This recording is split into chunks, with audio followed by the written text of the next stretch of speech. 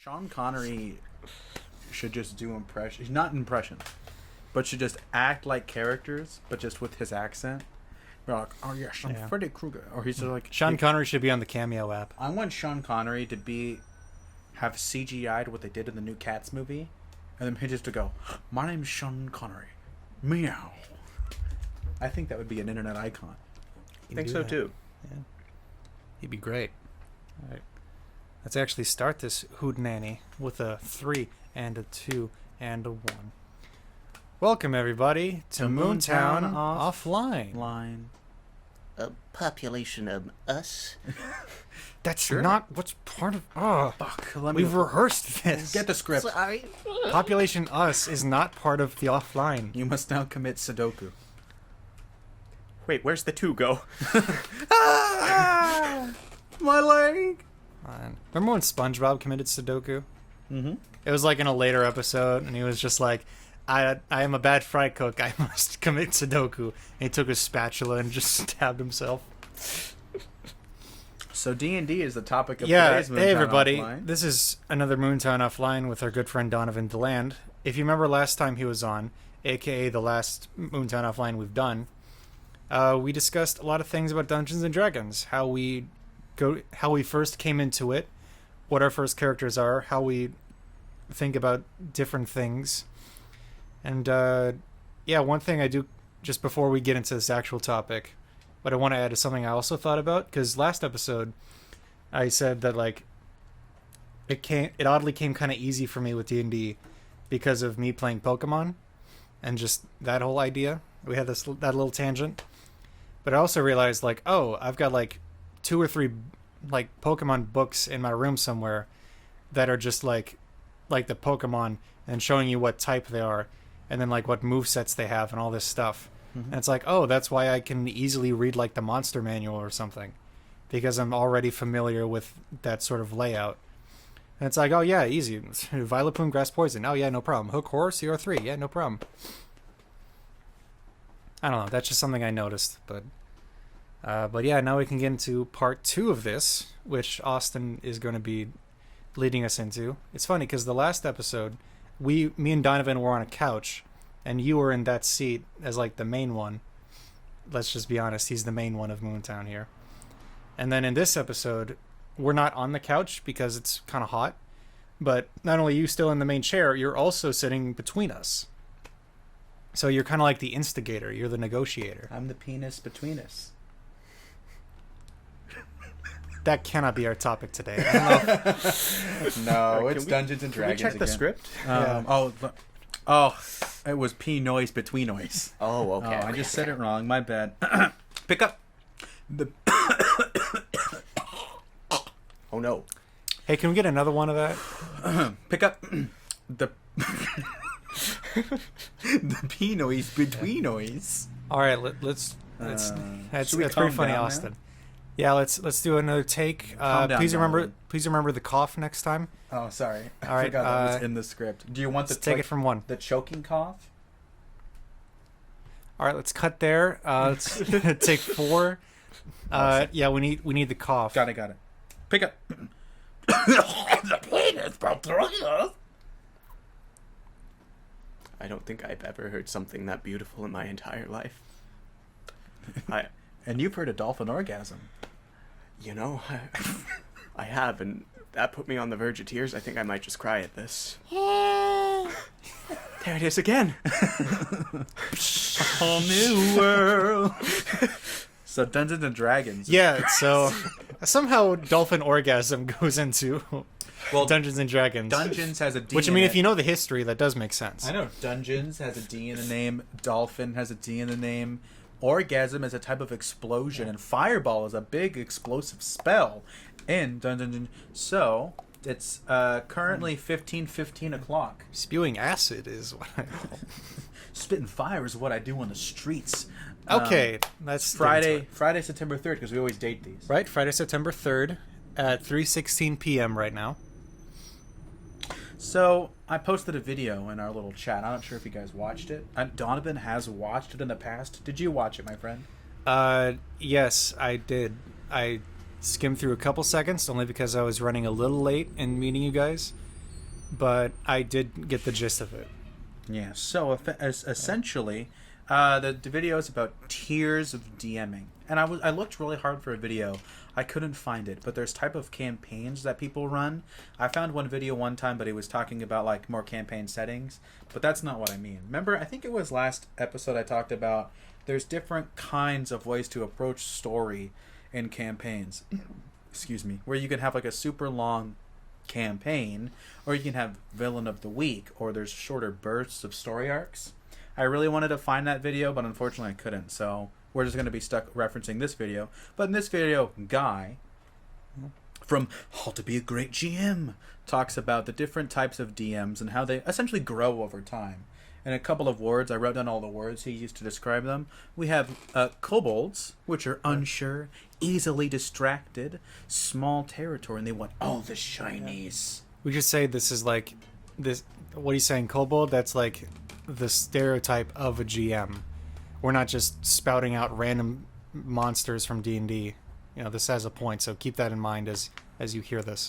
And then there's orc, which are bolder, bigger plans. They got big hunting grounds and they're hungry for more. But then he also described how they're more railroady than the drow. Confident, plotting, vast domains, and have one singular focus. And then there's, I don't know how Mind Flayer talks, but I always think of the Ood from Doctor Who whenever I think of a Mind, because they are Mind Flayer, I think. But they are twisted, personal, multi-dimensional, multi-focused. And then, of course, the dragon. So the S tier has to be the dragon. I meant to say the monster, but I had a Freudian slip. Yeah. But the dragon is the last one, and he's the master. He's got total control, no limits, no constraints. The ultra instinct DM, which is like, put me in any rule system, I can do it all. So essentially what we learn over is that the kobold is the new young spry hiree, or the intern, right? He's the intern DM, where he's like, I've got this energy and I want to DM, and like, there's so many cool things that I want to do, but I don't know how to focus it all. And then there's the orc that's like, I got it. I got this thing and we're gonna do it right because it's fun. And then there's the drow that's like, I used to be so small-minded. Now we gotta think a bigger picture, complicated plots, all following, like, he says single focus, so I'm thinking where it's like, you have all these things going on, but you're still pushing like your one thing, right? And then there's, of course, the Mind Flayer, which has more freedom to come up, and this person can easily adapt. He said in the video where this is the era, or the tier of DMing, where the personal backstories of characters actually become integral to the overall main story, which is something I always thought people try to achieve unless you're doing like a dungeon crawl. Oh, another type of campaigning.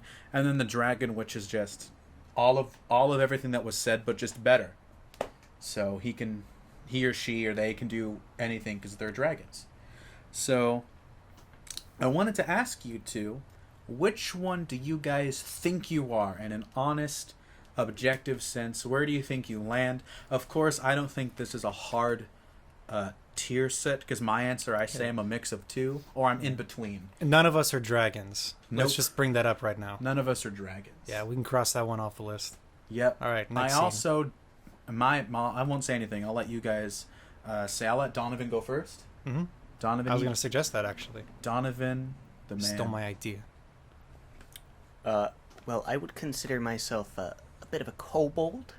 I'm fairly new to DMing, and while I do have some interesting ideas, I think I've still got a lot to learn. I do try to make story matter and things like that, but I also run my game very sandboxy, very open world, and the closest to that would be, I guess, the Drow, where you do kind of have a main plot line and differing from it, but I feel hesitant to put myself hard in that category. I feel like Kobold is a bit more accurate, just due to my inexperience. I feel like eventually I'll grow into one of the other types, but for now I'd say I'm probably a Kobold. Before we give our opinions on that, Owen, what do you think you are? Yeah, realistically, not a dragon, not a Mind Flayer, I'd say.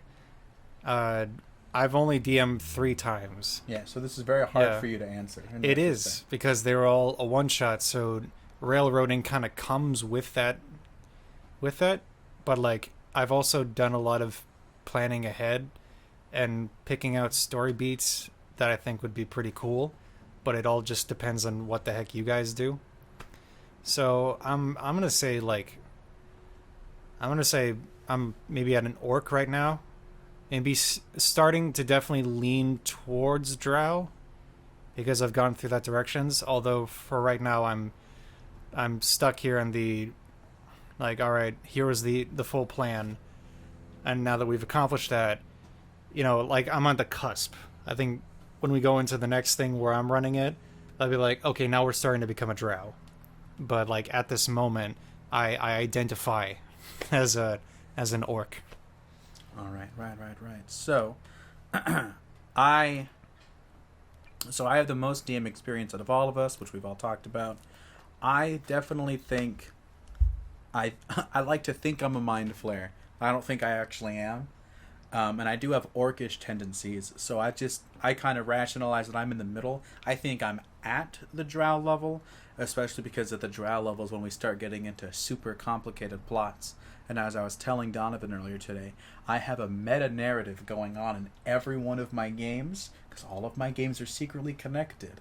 And I have a plot going on, and that's just so fucking okay, But the reason why I say sometimes I have orcish tendencies is because because I want a specific story beat to happen, and sometimes I just randomly throw things in that helps it get to there, where I'm not saying I'm railroading, but I do make it the more attractive option.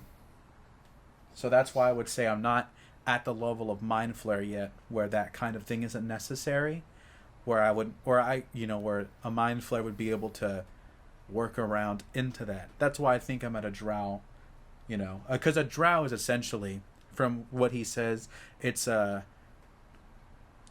like the mind of a mind flare, but with the still kind of orcish mindset and tendencies. So that's where I think I'm at. Yeah. The next thing is, Owen, do you think Donovan was wrong about what he said about himself? I mean, I think, yeah, Cobalt's a bit humble. I'd say you're definitely well, that's true. Because like his reasoning is not without fault, but also like, yeah, Cobalts are just kind of like, go with the first thing, let's do. It's impulsive, it's laser guns.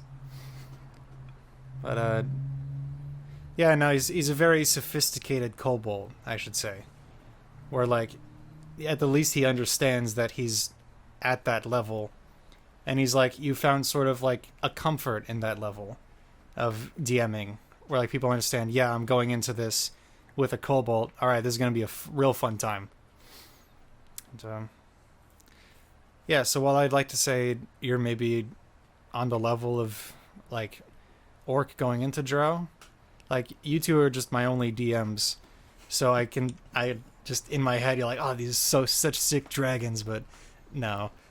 Realistically, nah. But yeah, I'll give you kobold. I'll let you keep in that little nice improvisational comfort zone. And you have the harder task, because you both have Owen has a hard time, or has a necessarily hard time pinpointing what he is, because he's only had 3 sessions. Do you think he's fairly assessed himself? I would say so. I think the only reason I consider you in the orc category is because, like you said, you did a one-shot, which by nature is somewhat railroady. But I think based on the prep work you did for that one-shot and the amount of trimming you had to do to keep it down to 3 sessions, I'd say I'd put you in the drow category, where like you did have other options and things to do, but again, due to the nature of it being a one-shot and not having many sessions to work with, kind of keeping us on track with the story. But I feel like as you play more, you're probably gonna, once you get to DM more, we'll be exploring your world, and that'll open you up to where you can be more of a drow, where you don't have to be like, okay, I'm glad you guys are having fun, but also we've got another hour, so maybe let's go this way. Yeah, no, next time's gonna be a lot more loose. It's like, all right, here's the city, here's some vague idea of this town nearby the city. Here are like 4 different paths you can go for these next couple sessions. All right, let's see what happens. So my next question is, do you have any criticisms of the ranking? Do you think it doesn't take into consideration something? Well, what about you? What are your opinions on our YouTube? ratings? I definitely think Orc for you. He's pointing to me. For Owen. Because I think you have the aspirations of a drow, but you don't have enough experience to get there yet. So, I think, but like, that's not bad. Yeah. You've literally only DM'd 3 sessions, my guy. Good that you're not a kobold, that's for sure. And I do think you're with more experience, you'll become drow. You just need more experience, and that's it. And you'll get that. Exactly. Yeah, we can definitely With us. pick this up again and at some point in the future, and just like, all right, A re-diagnosis. yeah, like, all right, where are we now that we've all like had more experience in this area? So the reason why I first brought up criticisms of the ranking system was because if we think of the kobold as the lower tier, One last thing though, me and Donovan have to talk about you. Oh, true. Before I go into that, Yeah, am I? you can't a just drow? leave yourself behind. I think your assessment's kind of accurate, half drow, half mind flayer, because you do like to do that kind of, okay, we're gonna go high concept, dreams, you're interacting with deities, we're going big on the story, but also you guys do kind of have choices. You can go explore the Feywild, but if you do that, you might be back 3 days too late to save the town, that type of stuff. So I'd say a mix between the two. I'd even like, I would say Dragon if it was more freestyle stuff, but we just kind of, the campaigns I've been doing with you where you've been DMing, you've been introducing people to different systems like Pathfinder, or I was pretty new to 5e when you had me start playing with you. So I feel like that kind of took you in the direction of Mind Flayer Drow. But I feel like with your improv experience, I could see you being a dragon if like you didn't have to hold back a little bit. I can see as this thing's progressing, them going, all right, you guys are free to do what you want, but we're gonna throw some crazy shit at you. Yeah, I would definitely say you lean a little more towards Drow than Mind Flayer, because I think in the video one of the criticisms with being a Mind Flayer DM is that you feel comfortable in like only one space, and you have kind of a hard time picking up. But from what I've heard from you with how you deal with Pathfinder and Starcraft, whatever, Starfinder, and I'm pretty sure like another older version of D&D, you're a little more versatile in figuring out, okay, these are the rules, and we can throw stuff out. So that is kind of like a sliver of what a dragon is. Like you have a single dragon scale on you somewhere, like on your knee. Yes. And you're on Disney. Yeah, on Disney. On Disney Plus. Yep, on Disney Plus. And Hulu is over there. Hulu. Yeah, no, I definitely agree that like you're definitely leaning more toward, you're like in the higher levels of Drow, at least in my own experience. You're definitely going towards Mind Flayer, but you're versatile enough where you have that scale on your knee of a dragon where like, yes, even though I'm getting towards Mind Flayer, I still have the ability to be versatile and to switch between these. Which kind of on the note of switching between stuff, I'm excited for whenever AJ gets more of a hand on 5th edition, seeing him DM, or just like me learning the other version he usually does. He does first? I think he does 3. Does he do AD&D Advanced? Mm-hmm. He doesn't do 3rd. So. I know he doesn't do 3rd. And 2nd, the reason why I'm hesitant is because 2nd edition is kind of close to 1st edition. It's just better organized. Yeah, but I'm excited for that day when one of us learns something, and then he can be in the DMC, and we can see what he's got. Be like Thaco, and we're gonna be. Like, yeah, it's gonna just be a lot of just maybe attacking. Yeah, and just a lot of here's a thing, go over there. There's a lot of things to consider. Yeah. An older DMD. I like 5e, yeah. but Okay, I've interrupted too much. You're talking about the criticisms. You're fine. So the reason why I bring up criticisms and why I needed to bring that up before I. But actually, now that you mention it, fudge. Before I adjudicated Donovan's answer, I thought this mindset that Guy came up with was very much because Guy says he himself is a mind flayer because he points himself at he's like, oh, relies on certain stories and blah blah blah, like he's just not at the next level where he's just ultra instinct. I do think he's very knowledgeable, and I watch his videos because I like his personality and his ideas. And but I do think the flaw of his ranking system was it had certain attributes to the certain kind of games that he runs, where he's very much the campaign DM. And even to an extent, you can argue the villain of the week kind of falls into that one. He has more of a plan. He has his own homebrew world, and we're all homebrewers, so we can all touch in on that. But he doesn't, from what I understand, I mean, I haven't seen him run a game, but I don't think this kind of criteria that he laid out for these monsters tiers brings into account the sandboxy nature. So I think that's why you were just like, oh, I'm a kobold because I don't run blah blah blah blah. But if we were to turn these take out the specific descriptions, or leave more room open for other kinds of play styles, I would think I would still say Owen is like the orc, you're tier 2, and then I would say you're either 2.75 or 3 if I'm a 3. Actually, I would say you're a 3, and I would say I'm a 3.5 working to a 4.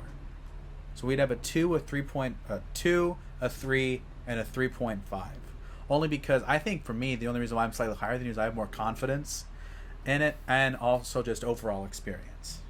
So I do think you're higher than a kobold, but I think we all have that kobold energy, but you have the most wonderness in your games, or you're like the most, fuck it, let's do anything, talk to a unicorn, consult with a wyvern so you don't have to actually have this conflict between these two towns. Oh yeah, here's a time traveling object. Go nuts, kids. Like, you say yes to decisions that I hold myself back from. Yeah. And I think that's nuts and crazy, and I love it. Yeah, one great thing about Donovan's DMing is, of course, the sandboxing, and I can give another example to the times that we played. It was the first time that we did something with Donovan as the DM. Was that the first one? No, I guess that would be the second one. And the second session we did, we were in that big old mansion that was old and crazy, and was like filled with hobgoblins or something, right? Mm-hmm. Yeah, so in like one smooth motion, my character, who's a bard, like, picture this in your head, guys. So we're like backed up behind a wall, we look around the corner, there's this big dining hall, and at the end there's a hobgoblin who's protecting a door. So, and all these decisions are because you have like those figurative doors wide open, Donovan, or like we can just do anything. So that lets our own, at least my own mind, race to things that like I definitely wouldn't do in many other characters I might play. But in this case, I was like, awesome. I casted Hold Person on that hobgoblin, and then he was terrified out of his mind because I'm an air genasi, I just have like my hair blow around, and I just started like speaking giant and like looking like a witch. And then we beat him up, and the door he was protecting was this like kitchen, I think it was, with like three big hobgoblins who were like cooking a goblin or something. So I was like, all right. And again, this is because of you. This is your fault. I had a scroll of Fireball that you had given me earlier, and because me personally, I didn't know like how to use it. Like, was it like you had to read it, and then once you're done reading it, use an action to cast it, or if it was just something else? But I didn't really give myself enough time to think. So what I did as a character was, in a quick, smooth motion, fling the doors open, take the scroll, chuck it into the room, shut the doors behind me, put a chair up next to the door to prop it, and backed up. And you just had the doors go poof. It was blocked up, and we looked in, and everything was just scorched and black. Scorched. Everyone was dead. And I just calmly closed the doors back. Like, that awesome moment would have never happened if your DMing didn't allow for that exploration. And that's definitely something in later sessions that I run that I definitely want to hold on to. Where it's like, all right, here's a dungeon or something. there are a couple of ways you can get to the end of the dungeon. So, like, let's see what you guys come up with, and let's see what wacky things we can do. Yeah, I just wanted to touch on that, because that was probably my second favorite thing that happened throughout those 2 sessions. That's cool. Well, I'm glad you enjoyed it. That was definitely a fun thing to describe, that scene of just hobgoblins like turned to ash. Like a grenade, just...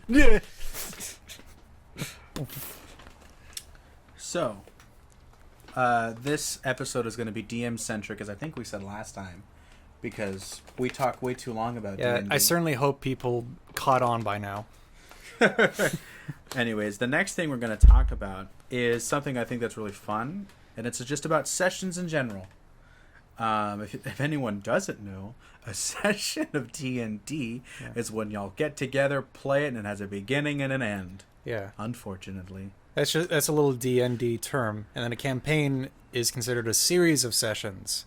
Mm-hmm. And then a one-shot doesn't necessarily mean, at least in my case, doesn't necessarily mean a single session. Well, it can be like a small group. No, a one-shot is one session, but we turned your one-shot into a 3-shot and his into a 2-shot. Mine was like, it was like Sherlock. It was one series and it was 3 episodes. So I would call that, we can call that, those would be like a mini campaign, or you can just also call it just a story arc. Yeah. I'd call it just hanging out. Yeah. Just hanging out. Just a 3-shot, my guy. Just hanging out. It's like a homebrew module. Yeah, exactly. Essentially. And we don't run modules. Except so you guys never nothing leveled about that up. will be That's in later. here. But anyways, sessions. How does each and every one of us go about planning one? Let's start with Owen. You've had 3 sessions. Yep. How did you plan them? My whole thing was planning. So I had a lot of ideas for how the one shot could go. And I was like, okay, I made this world, I made this cool cities, and I put you guys on an island, and there's stuff to do on the island. And I thought, hold on, I kind of want to show off like the nearby city that I made. Like, I kind of want to show that off and give you a taste of like this world that you can go into. I was like, all right, I'll make this a 2-shot. Like, we'll have them on the island. The bad guy is there, but the bad guy runs away into this other place, and that transitions into session 2. I thought, okay, it's a little forced, but all right, we can do that. And then, so we went through our first session, and you decided to take a long rest because you'd spent so much energy on that fight that I realized took you longer than expected. I was like, oh, these things are like CR a half, and they're CR 5. They'll sweep through these guys. Not exactly. Because like I added a couple tiny things with them too, just in terms of like damage dealt. But yeah, you guys decided to take a long rest, and I was like, okay, no, that's kind of like an in-game reason, like why she left, because she already got what she wanted on the island. So now it was just packing stuff up and shipping out while you guys were sleeping and then going off into this little jungle. Like, all right, that definitely works out. And then I wanted to like start off with some dreams, you know, weave in some backstories, weave in some interesting elements, like what I'm doing with Donovan's thing. And then that last dream we had at the end of the second session wasn't planned, but I was like, shoot, none of these guys really have a reason to just keep going, because like with Austin's thing, it's just like, all right, do this one thing, all right, back to the island. Nuts. Okay, he's not really interested in doing that. And I had this like one of these bigger ideas for later to introduce much later. I was like, okay, I got to do something. So I had the second dream for you, Donovan, which we won't discuss because Austin doesn't know about it. He'll figure it out. We'll do it later. So that's why I ended it with that. And then the third session was the planned part 2, where I had a lot more things for you guys to do in the sewers, like a lot more chances to do stuff. But then I trimmed that down. I think I had 6 things first off. Oof. And then I like to roll a d6 and figure out what to do. And then I brought it down to a d4. And then thankfully, all of you guys rolled a 2, which was exactly what you needed to get to like the final boss room and stuff.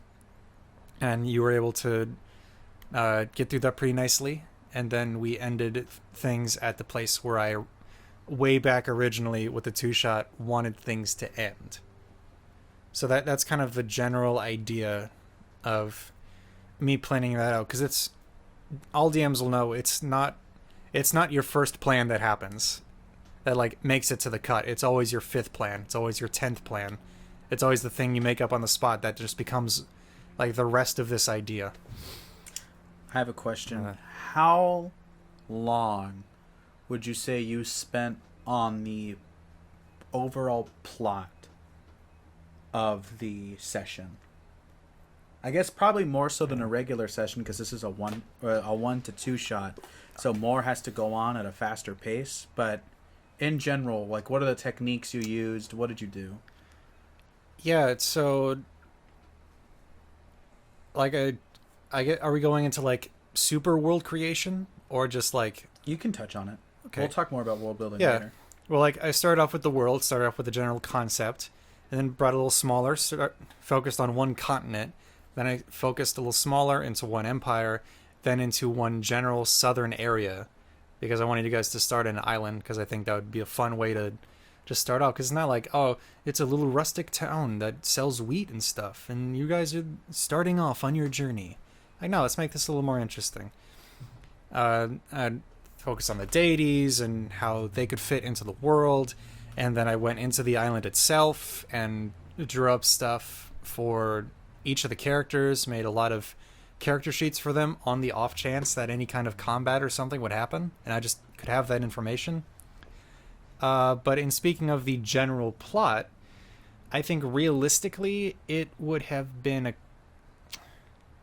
I think it would have been a couple hours in total of like me getting the general idea of like, all right, who's the bad guy? Okay, what's the bad guy trying to do? What does the bad guy need to get to do the thing that it wants? You know, why is the reason that they're doing what they want? And then, okay, how do the players catch onto that? How do I lead them into that direction? And then, like, how do I open that up into more ideas that I don't have to focus on right now, but just how do I lead that into more? And then a couple different key characters that I brought in, like Kasich and Gordon.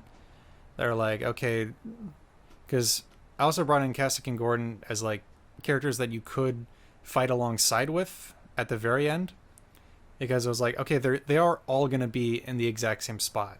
So if they're not able to successfully get Gordon out, you know, they're gonna show up to that main area, and it's gonna be both Kasich and Gordon tied up, and they're gonna have to figure out, do we cut them loose? Is the big thing gonna eat them or kill them before, you know, we can kill it? And yeah, it all worked out pretty nicely. And yeah, that's kind of the general abstract thing I can do without just going on for hours about the specific parts of this world. Because like GMs that I say this like I've been GMing for years, like GMs will know, all of you guys will know, just like us over here. But no, in my experience, you know, it's a hard time keeping in the world that you make and not telling people about it, because the only people you can really tell are your players, and you don't want them to know everything. And you just gotta hold in where that one thing is and like what that one character can do, and you just gotta savor that. So yeah, that's kind of the general idea. It realistically took maybe 2 to 3 hours over the span of like months of planning this out. So, some of the things I recognized that you were talking about where you did an overall plot structure. Like, all right, they begin here, they're going to end here. Perfect. And you're like, all right, there's some stuff in the middle. I'll put out some planned encounters. You even had a plan of using it in an encounter table, which is something we also like to do. And you were also, one thing I like is you gave, okay, you have helpful NPCs that may or may not be at the because you don't know what the players are going to do, that may or may not help in the final conflict. And so I'll put them in the same area, and depending on the circumstances or what makes sense in the moment, maybe they'll be there, maybe they won't be. I like that, because I always like to think if you can play a session again, it could end differently. Yeah. Like, you know, modules, the people who run modules at conventions, you know, that stuff happens all the time. NPCs could end up dying or end up at different spots, and I like to make sure, or I like thinking that even though we do homebrew, it has that same spirit and same energy. So you had more work to do for a Well, because you had to do several things. First session of an entire world, and it was a 2-shot. Ended up being a 3, but in essence, it was a 2-shot. And so you have to compile a beginning, middle, and end within a certain amount of sessions. Yeah. Whereas, it ended up kind of being a beginning, middle, and end with the 3-shot structure. Yeah, so It's it pretty interesting. ended up like that. Nice how that worked out. Donovan, so you've done a 2-shot that you started out making a 1-shot. You can talk about that, or you can talk about how you make a session in general, because we'll definitely talk about how we build a world later on in this podcast. So I did kind of take a different approach to designing a campaign versus designing the 1/2 shot. For the 1/2 shot, that was kind of my first time really putting something together for something like this. So I did dive into lore and things like that. However, I didn't dive too heavily into it. I really, most of the stuff I did was based on Lovecraftian stuff. I essentially took deities from the Lovecraft world and was like, okay, we're gonna use this to inspire a campaign setting. And then That's kind gonna of be fun later on. Yeah. And terrifying. Laser guns versus Cthulhu. I tried to kind of build on that, and then very quickly during the first section or session realized, oh, I planned out way more than we're actually going to have time to accomplish here. And so I kind of ended up going that railroady route, giving you guys hints quicker than I would have in other circumstances, just because we had to wrap things up. When planning a world, that was a very different experience. It was kind of putting a lot more work into the towns and individual things like that. I did do what Owen was describing, where you kind of make this big world and then focus in on one section of it at a time and build that up, and basically design several towns and continents and things like that, but just kind of had very, very rough structure planned out, like just names and things like that. But other than that, I do a lot of improv because not only do I know players are unpredictable, but I'm really bad at making up my mind. So that kind of works really well together in that I would essentially plan out the most likely path my players were going to take, plan a encounter table for along that path as well as a few other regions, and that way I have something planned if they decide, oh, you know what, we were going to go to the forest, but now we're going to go to the desert. I'm not just caught unaware. I have something ready to go just in case they do something like that. But if it is a path that I think they're likely to take, like, for example, they set out on this quest to kill a wyvern, I figured they were probably eventually going to get to that wyvern's nest. So I went ahead and designed a map for that and the town on the way there and things like that. When they're just exploring the regions, I keep things a lot more open-ended. I'll have several vague maps designed, but I won't really go into detail and have, like, a town map. Like, in my previous session, they actually, before they went to fight the wyvern, were going to branch off to another thing that I had all the concepts ready. I just didn't have mapped out physically, and so I let the players know, I told them, hey, you guys are perfectly welcome to do that. I have all the encounter planned out. You just won't have a physical map to go off of. And they chose to go straight to the wyvern because of that, but... Where were we going to go? To the Crash Flying Saucer. Oh, fuck, that's right! You madman. So yeah, that's where they're going on the next session now. But I kind of do a mix of planning when I don't really do a lot of planning, if I'm honest. I'd say between sessions I probably do maybe 30 minutes of planning, and then the rest is just map making and things like that.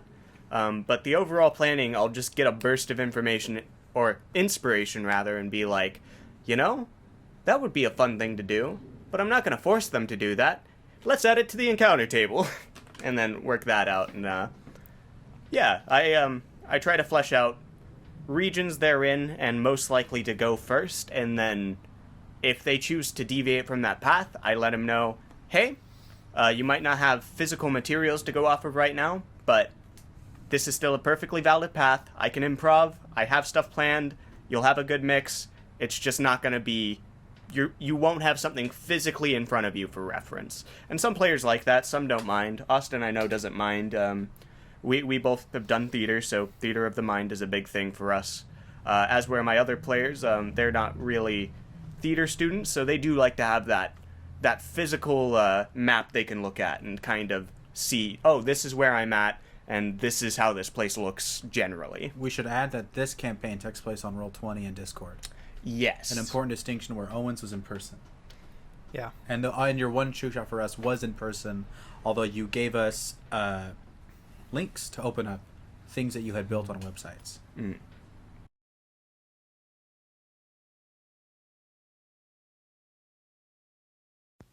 Lay's potato chips. That's the best. I like them as a snack. Just put a bag down in front of me and I'll finish them off one by one. They're just always fresh and crisp. And it's terrific!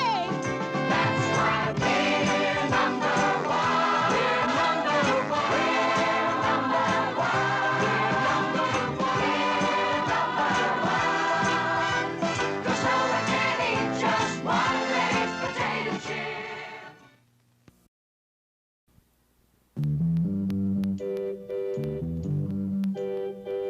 The meat brown spaghetti you can eat with a spoon. Uh-oh, SpaghettiOs.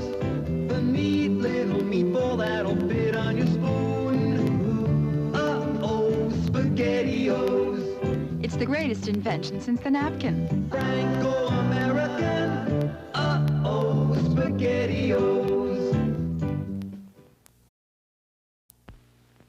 Man, you never would believe where those Zesta saltines come from. They're baked by little elves in a hollow tree. And what do you think makes those crackers so uncommon? They're baked in magic ovens and there's no factory. Hey! There's gotta be a factory. I don't believe in elves. But for a tiny little factory person, you bake uncommonly good saltines. Zesta saltines. From Keebler.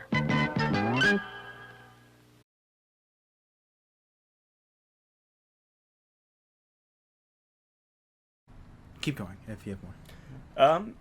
That was pretty much the gist of it. I don't want to keep going on for too long. I just, basically I plan out my world whenever I get inspiration to do so, and if inspiration doesn't hit me in a week, I kind of just look at where they're most likely to go next week, plan out stuff for that, and plan random encounters as well, which, even that is something I'm shying away from, because I do like the random encounters. It adds a unpredictability element to it, even for myself. But I also get that it can take up a lot more time. A lot of sessions you'll probably only have 2 or 3 big encounters in, and the encounter table was kind of, sometimes they would skip it and sometimes they would stick to something, and so it was creating a lot of deviation in the pacing, where sometimes it would be really slow, other times it would be really fast. So I kind of have to adjust for that in retrospect. But I do think encounter tables are a fun way to kind of get the general feel for a region without locking yourself into anything. Yeah. So I'm just going to say how I plan sessions in general. I have run one-shots, but I've already done the world-building work beforehand. And then I was able to build a one-shot just within that world. For example, I did a one-shot where it was in the past, during a war, south of where my main plot was taking place. So I had a lot of freedom to do there. Plus, it was an alternate universe version of an alternate universe version of the characters my players played as in the game that my friend Matt DM'd that I was a player in. They existed within that world, and I did a thing where they actually played as 2 characters. The character they made up for the one-shot, which I made some of those characters for those people, and then also the character that they play as in the main game. And they had this huge long battle at the end. Some people were lost, some people were saved, and it was just for a fun breather. Because I think Matt couldn't be there, so I was like, I'll just do one shot. I'm in that world. I have actually done 3 one-shots where I introduced our mutual friend Enrique. I introduced him to D&D in that world, which also took place in the past. Oh, no. It took place in the same relative time as like the quote unquote most recent session, that being in 2017, of when that game was when that campaign was taking place. And then I had another one shot that took place days later because someone left in that one shot and then arrived at a place in a different one shot. This is where I have the heart of a mind flayer comes in, where, and then that events of that one shot takes place. But how I generally plan sessions is something I think we all do. Is okay, what plot stuff needs to happen? Like, how do we move over the plot to the story? And this, like, what has happened previously? So I have the way I document things is currently. I used to do it for Starfinder, which is my first ongoing thing where I did a little bit more sessions than I have for you guys, just like 3 or 4 or 5 more overall. But I do that weekly, and so I had a super long document where I had plans, and then I had encounters, and then I had a separate document for the fights, which I do sometimes, which I also do currently, and then I would write down what happened, and I would also know what I planned that didn't happen before, so that way looking forward I can go, okay, this actually happened, and this can still go on in the background. And then I actually wrote one time, Austin, you completely forgot to do this bit, LOL, where it was just a description. So ahead of time, I will plan out descriptions for key locations, general vague plot stuff that I want to happen, 1 or 2 things that might be happening in the background that affects the current plot. For example, our most recent session, I can say this now. You know, Alexei Lifeflame did not order an attack on the town. You maybe have thought that beforehand, so I wouldn't have said that in the last podcast, but now you know that didn't happen. And so I have a note of who did, which is information you guys would have no way of knowing, but I need to know that because that infects Alexei, who's meeting you guys. So I make things on a need-to-know basis a lot of the time. What's affecting this current session now and possibly the next few if you guys take a little bit long or you know you're going to be here for a bit in this arc or whatever. So, in general, it's plot stuff, descriptions of key locations, and I did... technically I've mostly done planned encounters. However, for the what is it called? The Deep Woods, I did an encounter table because that place is by nature chaotic, and I wanted to introduce you guys to the dangers of random encounters and just ending up at a place where you shouldn't be. For example, we all know that that rock that's flying around that has a Shadowfell inspired alteration. That was on the encounter table you guys were rolling for. You're just very lucky you never got it. And you guys, remember, you rolled the owlbear. And so another thing that I like to take into account is, like, we can use encounter tables, but then we got to go big brain improv mode and be like, how can we justify this to make it part of the story? And I thought you and the owlbear had a beautiful moment. And you and the owlbear had a great moment. And AJ had a character moment too. He didn't attack it. Yeah. AJ will eventually have a good moment with an owlbear. And then we justified its existence by bringing the owl back later when I figured, oops, this combat encounter is a bit too tough. But I had, because of the previous session, knew that the owlbear and you guys were at least allied. You're not enemies. Yeah. You're not friends. You're not enemies. And the Deep Woods has been described as a chaotic place of nature, right? There's no... it's a state of nature, as Hobbes would put it.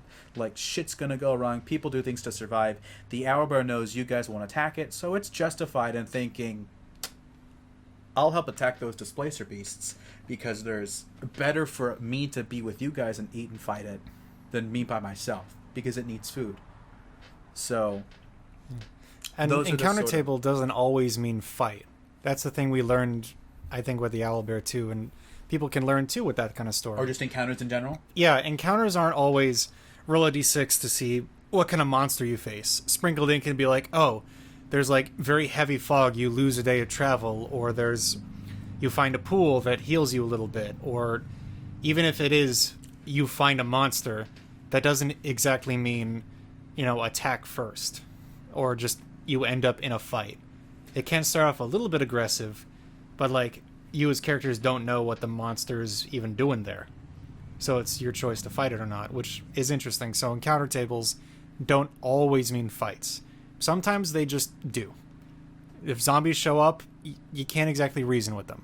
You can't find a different way that they can go. You can run from it, but if you want to be a wuss, But that's just something that aspiring DMs listening to this can learn from their encounters from us. do not always If they don't watch any Critical Role or Acquisitions Inc., if you just listen to a couple episodes of MoonTown Offline. Matt Mercer, Mind Flayer, by the way. Yeah, Mind Flayer leaning towards Dragon. But yeah, that's just my little note on that. You bring up an interesting point about encounter tables. There's another D&D YouTube channel that I really like, but the name escapes me at the moment, so I'm looking through. But I don't think it's not Taking 20, although he's cool. But essentially, it's these two guys. Yeah, Dungeon Dudes? No. There's probably a lot of channels where it's like that, huh? It's two guys, and they talk about D&D, and he talks about adapting a Spelljammer for 5e. One of these guys have done it, and they talk about just the experience of it.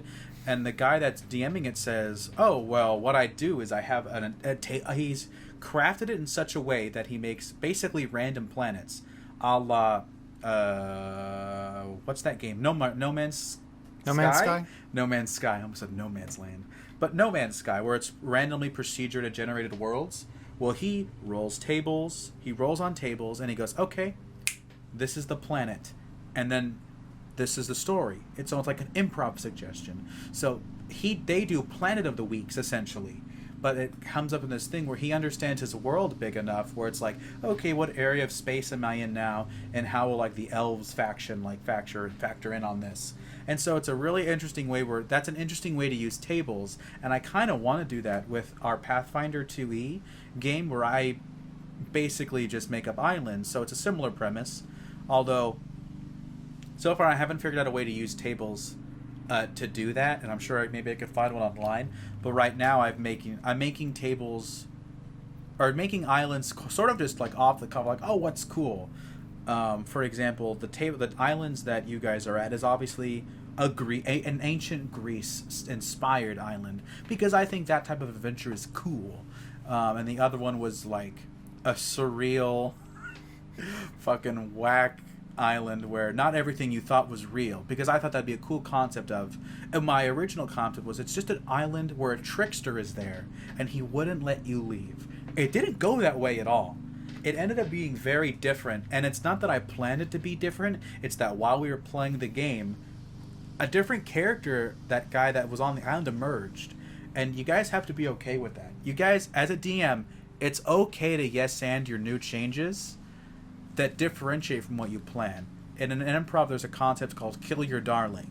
Once you've established something in a scene, you have a contract with both your players and the audience that's canon. That's what happened now. There are some small things that maybe in the next session you could be like, okay, well, we'll resolve this by that. But it's way more fun and chaotic and just cool to just be like, oh, I guess that's the way it's happening now. Sucks that I didn't plan it that way, but let's roll with the punches. Because DMing is an experience, and it's a collaborative story. It's not just your story. Did you guys have any moments where how do you guys feel about adapting to things not going as planned? What's helped you do that, and how have you done it? You're both looking at me, so I guess I'll start. Is there somebody behind me? No? Okay. Just that ghost. He's always been there.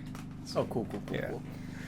So, me and Noah over here, we're just talking. We're just chatting up a storm. Yeah, planning for railroading. The only real thing that I can say is just AJ. He's pretty good at just doing what he wants in at least my world, because he's chaotic neutral, and that does not mean like you're evil and you attack everybody. However, he attacked Donovan's character because to his credit, he was a bounty hunter trying to find you. However, I thought it'd be a little more subtle, but he decided in the open to start slashing you and spilling blood in the sand. And I thought, okay, like, not at all in the plan. I thought he was just gonna like keep an eye on you, but I realized no, that's exactly probably what he would do. But however, so I'm just gonna have the captain of the guard go over to him and just tackle him, because that's exactly what the captain would do. Like, okay, we're done with that, and they did fight with the captain a little bit. Like, okay, yeah, this is normal.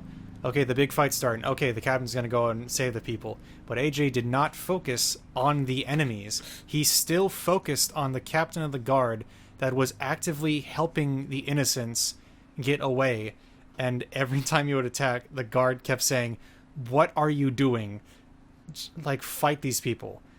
But AJ insisted that because the captain got in the way of the bounty, that he had to die. That's not a... What? Okay, cool. I'll make this guy use his Rune Knight ability to go big, grapple you, and then I'll have this other cleric come over here and calm emotions you so that you could just chill, because you need to understand. Like, I think the encounter would have gone faster if AJ had just, like, dealt with the encounter. And that's nothing against AJ. That's just, like, it would have gone faster if his character had realized what the actual danger was. But no, he needed a talking to a little bit next session, kind of an open-minded talking to with an angel from his god that was sent down and be like, dude, chill. That's essentially what his dream was. It was just a guy saying, dude, chill.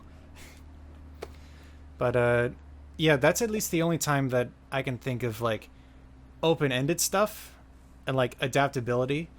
I guess another smaller thing would be Donovan's character, like, inside caves and sewers, using spells like Erupting Earth and Fireball.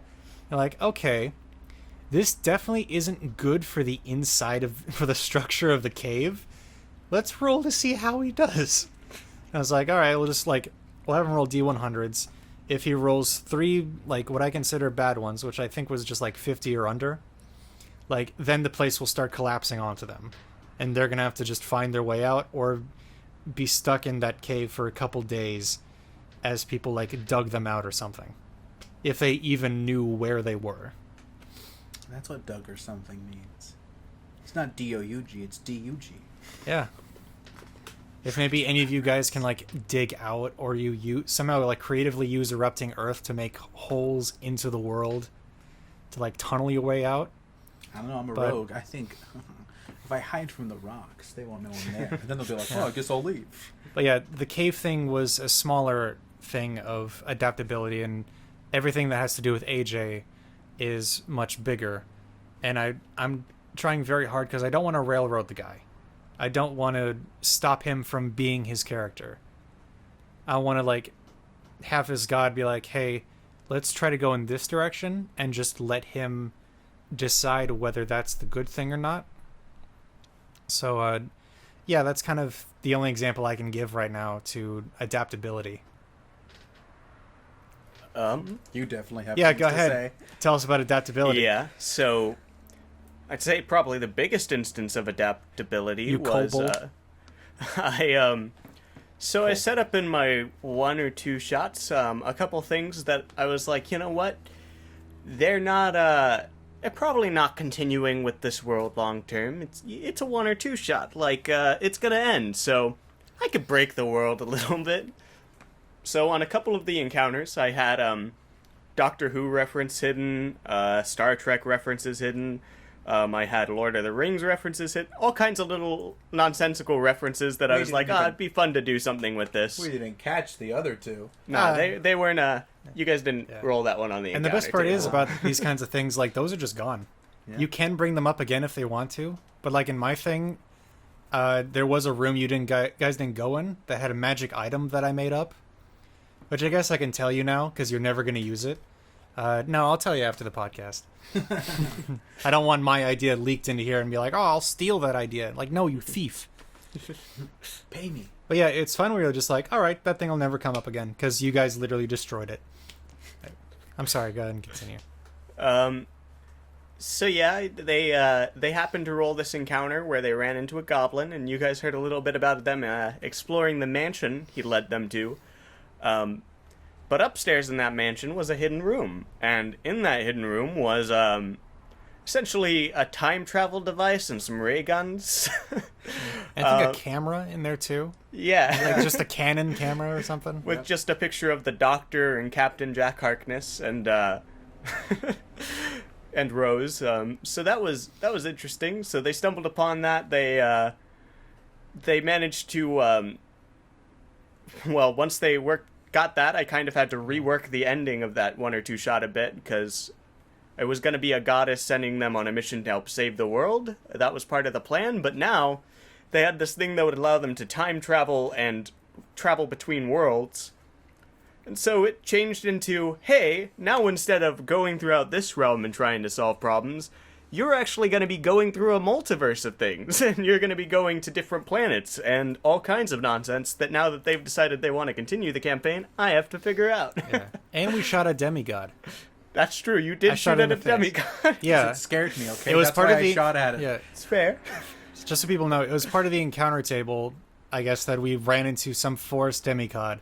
And at that point, my character especially was having a real rough day because he had just, like, discovered time travel in medieval times and was stressing about the consequences and should we even keep this stupid thing.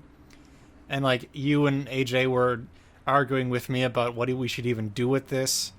You know, just having a hard day. And I think, like, in the middle of your description or your monologue or something, I mimed me pulling out the gun and shooting at it and just like, move. And then we ended up just fighting a demigod for a little bit. And we ran away. Because I was just done as a character. Like, all right, let's get out of the way, you stupid thing. And all then right. we ran away as cowards. Yeah. And then the goddess was like, haha, whoops. You unleashed evil into the world. You didn't actually contact me. I'm actually coming through because of my own volition. You gotta help solve the problem you caused now. Demigod, also, multiverse in danger. Demigod will remember that. Yeah, he's gonna remember me. Hey, that monk shot at me. What an asshole. Yeah. Also, you had to adapt because a character called Big Russ ended up actually convincing a wyvern to maybe make a pact with this town. How was that? Yeah, that was interesting. The whole way there, every single player was talking about how they couldn't wait to fight this wyvern. And then as soon as they got there, one of them was like, "Hey, I speak Draconic. You guys go hide. I'll talk to them, convince them to be on our side." And I was like, is this gonna work? I looked in the monster manual, and technically, wyverns don't speak Draconic. But I thought, they're kind of cousins of dragons. I can make it like primordial and like how it ties into languages like Orin, where it's a specific elemental language, but if you speak one, you can probably speak to people who speak different ones. It's just going to be kind of jumbled. And so I set a high DC check to see if he could convince the wyvern not to eat him on the spot. And the wyvern rolled a 1, so it decided, oh, you know what? This guy seems legit. And so he did manage to talk to the wyvern. After a while of negotiations, it went from the wyvern saying, hey, if you give me food, I won't eat you when you leave, to him convincing that wyvern to team up with the town of dwarves so that the dwarves who wanted to go up the mountain could stop attacking the wyverns, and the wyverns would stop attacking the dwarves. But then the dwarves found out, oh, it wasn't even the wyverns doing that because we were being attacked inside our caves. Wyverns don't fit inside our caves. Never pieced that one together until... I gave him that big think dump. Yeah. I think I missed that episode of Shark Tank. Yeah. So yeah, that was a bit of a... I did have to improv a bit there, because originally it was like, oh, they're going to fight the wyvern, and then they'll have the chance to take these 3 eggs from their nest. But since they made peace with the wyverns, if they tried to take those eggs, it would probably piss them off. So that's not... Well, it is an option still, but it's probably just not an option that would end well. Kind of changed the course of the campaign in that now 2 forces that would be competing and mad with each other, and these wyverns that would have essentially been killed for not a real good reason, because they just kind of started defending their home once these dwarves set out with weapons to attack them. It kind of ended up in the best way possible, despite not being the original intention. So sometimes that happens. The story kind of works out better when you when you give your players the agency to do what they want to do within reason, I like to let them do some nonsensical stuff at a high DC, but that's just a personal preference thing. That's not a thing you have to do for your story by any means. Like, a lot of people don't like the nonsensical stuff because they're like, just because you rolled a 20 doesn't mean you have the strength to lift a boulder if you have a strength of 8, which is true. But, sometimes it's fun to throw that nonsense in there. Like, somehow, you are so inspired that you managed to lift this thing with superhuman strength and toss it 5 feet. Toss it 8 foot. And it stubs your toe. So, we're running a little lowish on time. Austin, did you want to talk a little bit about how improvisation and adaptability fits into your sessions and how you might deal with it? Maybe an example or two? Well, I kind of did last episode. I talked about how you guys meeting with the Crimson Party members. That's right. In the midpoint of the arc totally changed the rest of the campaign, where it was like, yes, this nice quaint town got attacked by gnolls. Nothing bad will happen to... Okay, now an armed forces is going to come after them, and I also just kind of threw in more gnolls at you just to fuck with you. Wasn't part of the original plan. That was one of my addendums right before the session happened, to make it a little bit more spicy. But yeah, before, how long do you say we have? Realistically, maybe about 15 minutes. Speed round, go. Okay, well, I have... A lot of this stuff, we can talk about in part 3. I know. Again, about improvising and adapting. Didn't think there was going to be a third one. Yeah, here, next episode, let's make it like we talk about more specific things, like how we make the worlds, how we make the deities, how we make, specific towns and stuff. Yeah, so I have several topics that I guess we don't need to go over too much. I was going to talk about story, so I have written down story arcs, campaigns, filler, how to approach the rules, setting, creating NPCs, town, worlds, and gods, which that'll be the next one. Yeah, that's an entire thing. And then dungeons. So we can put in the last 3 notes into the next one, but for a good 5 minutes, let's talk about settings. Or not, sorry, it's not settings, rules. How do you guys approach the rule set in the game in general? I think I'd like to think I learned a good amount of the rules, just because I'm the only one out of all of us that started with 5e and have since grown with 5e and learned more about it and experienced it a little more. Specifically with spell descriptions, I feel I can be a bit loose with it. Like I know with yours, with the last session we did with Austin running, how you dealt with the spell Spiritual Weapon, where it was you can either move it or keep attacking something. Or I think if I were to have any character with Spiritual Weapon, I see it as kind of like a smaller version of Bigby's hand, where you can move it and attack it at the same time. It's just you're only moving it 20 feet and then doing a tiny action. That's still that kind of magical force damage. That's at least how I see it. And I'm sure down the line, as more spells keep going on and on, I'll add little flavors into the descriptions or something. And if you got a cool idea for how you want to use a spell, I'll think about it for a second and be like, yeah, okay, let's see how this goes. Let me look at the description real quick. Okay, how do I interpret that? And how does this fit into the story, whether this succeeds or fails? And it's all right, let's figure it out. Yeah, that's about all I can say on that. Is that I think I'm not a rules lawyer. I don't go. At least I try not to be. Out of the 3 of us, I am the most rules lawyer. Probably. Yeah, because you were oh, it's on the repeated attack, so they wouldn't be able to move around and hit something, you narc. Mm-hmm. There's also sometimes in games where it's if I don't want to spend 5 minutes trying to make a decision, I've done this in Pathfinder 2e several times. I'll make one and say, well, we'll open this back up later, but for now, this is how it's going to work. I guess I'll segue into me talking about rules. The rules are there for you. If you don't like a rule, you can say fuck you rule, which is how most of us deal with encumbrance. Fuck that rule.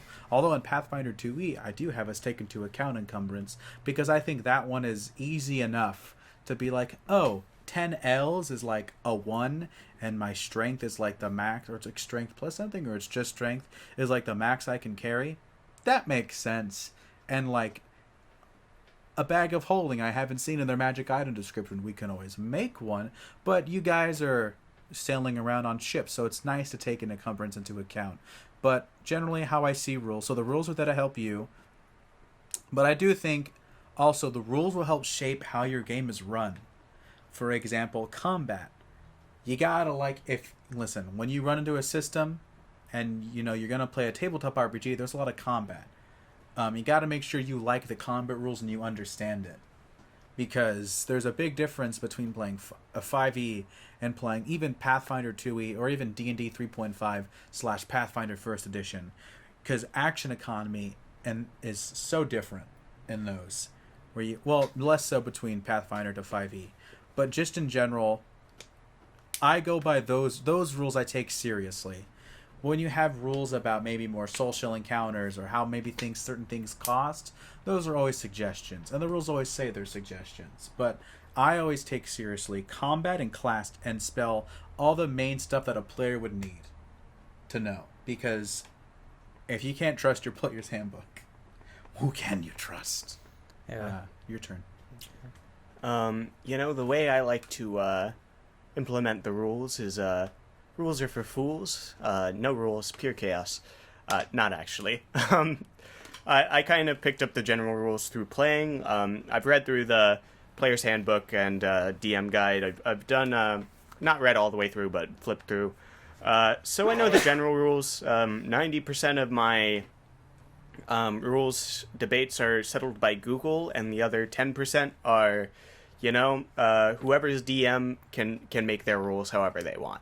So, like, if I'm running something in a session where, like, kind of like what Owen was saying, where Austin had something one way, I could be like, even if the rules do specifically say, okay, it's this way, I don't have to play it that way. I typically do, because I like having the general framework of the rules and not having to make up my own. But if there's a rule where I'm like, that's kind of dumb, i.e. encumbrance, because we've all seen how obnoxious that can be in Skyrim when you're just trying to pick up all that armor so you can sell enough stuff to actually afford that breeze home. But no, you have to be 301 pounds now, so now you gotta drop stuff or be inconvenienced. Little things like that. Yeah, I play for convenience, I'll be honest, but for the most part, I just stick to the rules as written, or if it's something that needs to be changed, I'll tweak it to a way that I feel is fair. Sometimes it's not as fair as I'd like it to be. Sometimes I break the world a little bit, and when that happens, you can come up with ways to balance it. But for the most part, yeah, I just implement the rules that as they're written, and try my best to anything I disagree with, take a look at. It's an open system. You're able to do that. Yeah, Nice. And we can definitely say, too, one of the rules that you implemented, Austin, and one that I'm trying to do as well, just as for any of you DMs out there, one cool homebrew rule that we made up, or that you made up, I should say, is in combat using your bonus action for your passive abilities. Like passive perception, more just passive perception than anything. I've also, actually, the way I did it was any ability check. So you can make a perception check if you want to, or an investigation check. It'd be a quick one. That's why I'm saying, like, it's sort of passive. Like, I'm allowing you to, if you want to do it, just it's like the take a 10 rule, where it's okay, passive 10 plus whatever your modifier is. But like, given the circumstance, I have been like, yeah, you can make an Arcana check on that or whatever. But it's just mostly you guys have been doing it for encounters, because you're like, oh, I can't see all the enemies. Which direction are they coming from? Yeah, I'll say, I think I'll edit that a little bit in my own game, where you can use your bonus action for passive perception alone, because it's one thing to, like, you can't really passively investigate something, because you have to actively do that. With insight, that's also something you got to actively do, so that would be like an action to do. But with passive perception, if it's like, is that thing in my general line of sight? And I'll like look at your passive perception, take in a couple things, like, probably. You're not too sure, but probably. I think that's just something I'll start doing. That did also make me think of one thing that I think most D&D campaigns do is make drinking potions a bonus action, because it's kind of ridiculous to take a full action to check a sip of something. Yeah, that's definitely a bonus action thing. It's a little more if you're like passing it over to somebody. Maybe if you're like tossing a potion, that's kind of like throwing a dagger. It's just like I stole that from Matt Mercer. Yeah. I think most people did it. I see it everywhere where people are like, potions should be a bonus action. It's dumb they're in action. Mm-hmm. Yeah, bonus action is definitely a fun one to do. So we have 5 minutes left, Yeah. and I wanted to let's end this on a happy, reminiscent note. Remember that time we all died? Crazy. Yeah. I wanted to ask you guys, what is one of your favorite at the time moments you've had while DMing? Ooh. It is okay to think for a second. But this time we'll start with Donovan. Oh God, no. Or not even a favorite, but like a good memorable moment, maybe how it responds to or integrates with what we've talked about so far today. Okay, well, I'll do this as a speed round, so I'm going to talk fast like this because it's a speed round. Okay, done. Nice. But we'll slow it down in post. Exactly. It's like 10 minutes long. But actually, I think one of my favorite moments DMing, I've actually had several. I kind of like just having to think on my feet. I like going off what the players are doing, and I really like having interactions with the players, being an NPC and seeing how the player reacts to them. I think overall, my favorite thing to do is just let the players have their fun, if they're having fun, you're going to have fun. And I think that's the most important thing for me. So while it's not a specific general moment, I think anytime that my players are having fun and doing some nonsensical stuff where I can tell they're engaged with the game, those are my favorite moments. Sorry, it's not a more specific example. We're trying to wrap this up quick, so, Owen. All right, when are you going to start? Oh. This fucking guy. Give me 5 minutes, and then I'll tell you.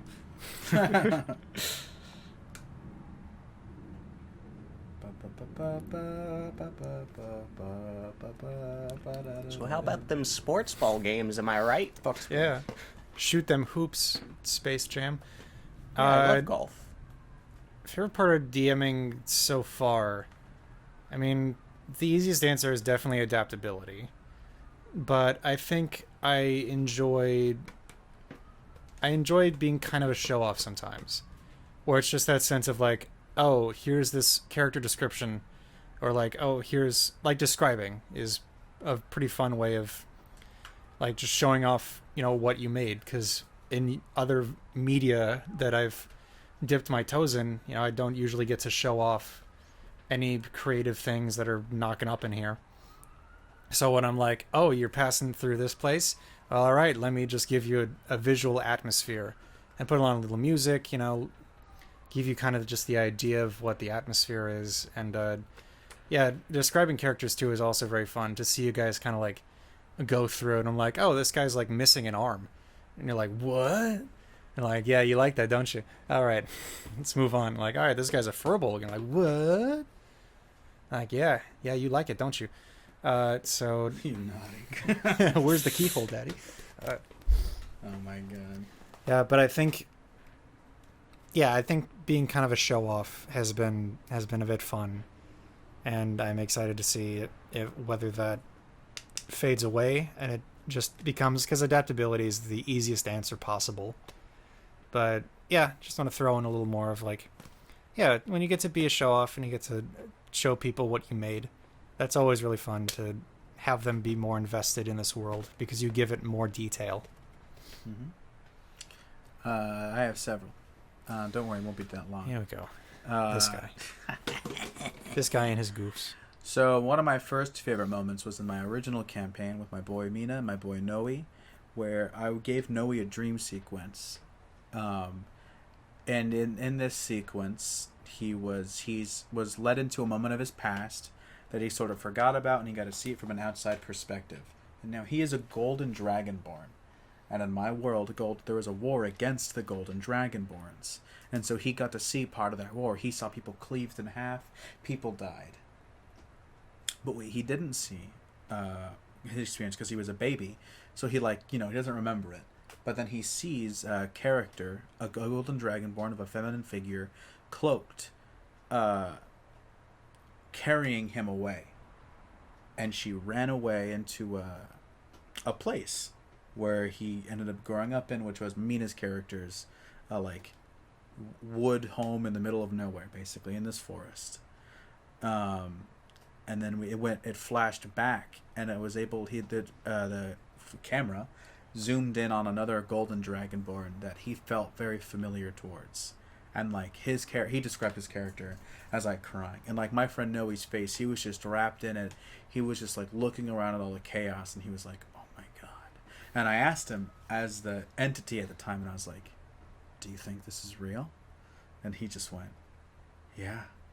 And that was such a cool moment where he was just so in it. A couple smaller moments was me describing the beginning of that universe lore-wise. It was an intro to a one-shot. And my friend James just looks at me and goes, that's cool. And I was like, oh, that's cool. That's a fun moment. Also, in the first session with you and AJ, when Solvac and Bahamut visited you two, you did that same thing that I described Noe doing, where you guys were focused in character, looking in a slightly different direction because it was described that way, where I could totally visually see it, and AJ was emotionally into it, you were emotionally into it. I think I was halfway towards welling up a bit, because this was first time he's seeing his god. Yeah, and then AJ described his character as crying, so it was great. And then, of course, another one of my favorite DM moments is when the players get the best of you, like our good friend Enrique, bartering with another man that also barters, and my character, NPC, rolled a nat 1 and lost the end of the bargain, and the look on all of your fucking faces when you knew exactly what happened, you're like, oh, shit. But yeah, those are some of my favorite DM moments. When your players and characters are emotionally invested and having fun. That's D&D. That is D&D, and that is the end of this episode. Thank you guys for showing up. Thank you guys for keeping all your shirts on. Totally. Excluding... thank you guys for listening. Tune in next time. I can't say next week, because who knows. Tune in next time when the three of us talk a little more in detail about creating these worlds. Creating these worlds in the sense of either just the planet itself, or even the world in the sense of the smallest bits. I'll give you what my note says. And just what the fun says. Which is creating the NPCs, towns, worlds, and gods. Yeah. Wow. So that's going to be kind of the main focus of next time. Also, so thank you guys for... sorry. WebDM was that YouTube channel I was referencing. WebDM, they okay. were, with the Spelljammer thing. That's clever. Yeah. Play on WebMD. Mm-hmm. Yeah. Thank you guys for listening, and we will... see you next time on MoonTown Offline. Laters. Population us. Boy.